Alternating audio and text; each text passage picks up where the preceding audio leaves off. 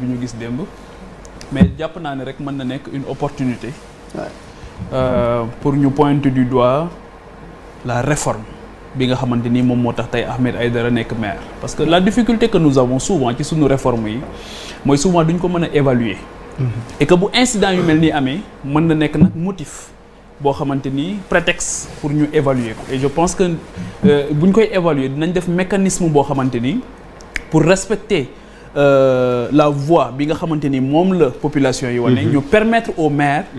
qui est tête de liste qui arrive premier de pouvoir avoir les coups de franche pour pouvoir gouverner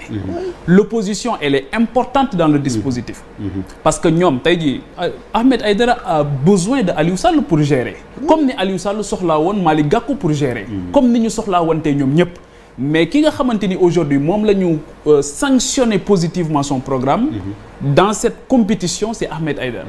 c'est-à-dire que programme boobu nag nan la ñuy permettre moom bu dee baaxul trop wala bu fekkee am na ci loo xamante ni xëy na yéeneem rek la woon à l'arrivée opposition boobu mu fay fekk ñu am expérience gestion ñooñu mën nañ di ko joyanti au fur et à mesure pour mu mën a doxal mais su fekkee ne tey jii dañuy opposition boobu dafay chercher à contrôler le conseil municipal parce que dans le cadre de la décentralisation le conseil municipal est beaucoup plus important que le maire c'est ça c'est ça la vérité léegi nag bu fekkee ne opposition boobu noonu dafay ñëw lal ko ci mauvaise foi pour ne ko tey doo fi gouverner dinañ la gàllankoor dinañ la yàqal su boobaa dañuy trahir li nga xamante ni moom la population yi voté moo tax dans ce débat hier bi nga xamante ni coow li am na man bi may déglu coow li yëpp préoccupation bi ma amoon rek mooy population yi kan mooy bàyyi xel askan bi ci ñoom seen bëgg-bëgg ak ñii nga xamante ni yónni nañu leen que mu tudd Wallu que mu tudd Yewwi que mu tudd Benno l'essentiel mooy est-ce que aujourd'hui ñoom pare nañ pour prendre en charge les préoccupations des populations et que c'est un prétexte li ma wax léegi pour ñu évaluer ko mais ensuite ñu jéem a xool nan la ñuy def ba réforme bi ñu gën ko mën a dëgëral pour permettre à Ahmed Aïdara mu jël programme am teg ko ci table ji ne programme bi lii la woon les promesses lii la woon yaakaar bii la ñu amoon ci man ba fal ma les gars je veux qu'on discute lii mooy sumay réforme majeure yi nga xamante ni bëgg naa ko def lii mooy sama programme bi nga xamante ni bëgg naa ko taxawal ñu xool nan lañ ko ci gunge léegi nag su fekkee ne opposition boobu qui ne doit pas chercher pour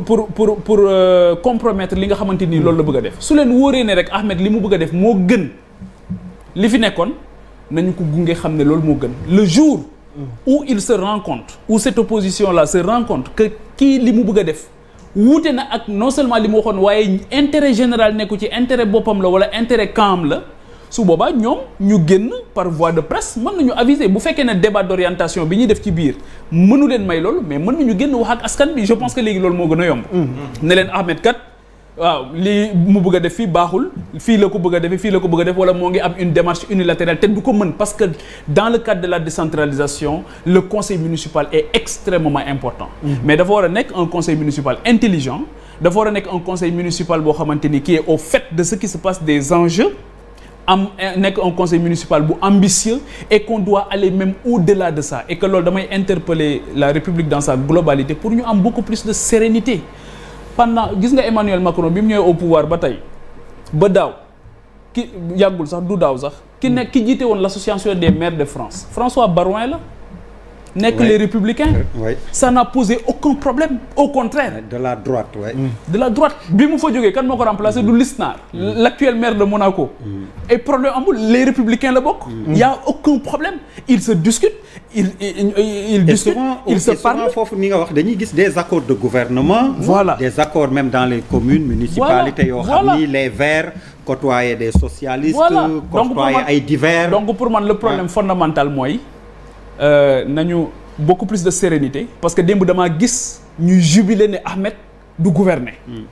j'ai pas compris c'est-à-dire que s'il ne gouverne pas kan moo ciy dee kan mooy perte s'il ne gouverne pas gis naa démb ñuy jubiler am na ñuy jubiler sax naan dañ koy def conseil dinañ ko def délégation spéciale su bloqué waat le vote donc finalement ma jàpp ne ñii wuutuñu conseil et c'est là où j'interpelle aussi les mécanismes de médiation pour ñu jouer médiation xam ne y a toujours benn pouvoir boo xam mën na transcender def médiation ba ñu permettre Ahmed Aïdara mu ñëw. Beaucoup de gens disent que il est immature wala il est novice wala amul école bu ñuy jàngale nit pour mu nekk maire wala pour mu nekk député wala pour mu nekk président de la République. C'est-à-dire que aujourd'hui am na volonté Malal wax na ko léegi. depuis juróomi at moo ngi sur le terrain. am na bëgg bi bu fi nekkee ba pare mën nga ñëw nag def ay erreurs de débutant. mais après nañ la joyanti ànd ci ak yërmande ak générosité pour lui permettre de kii. alors si je te comprends.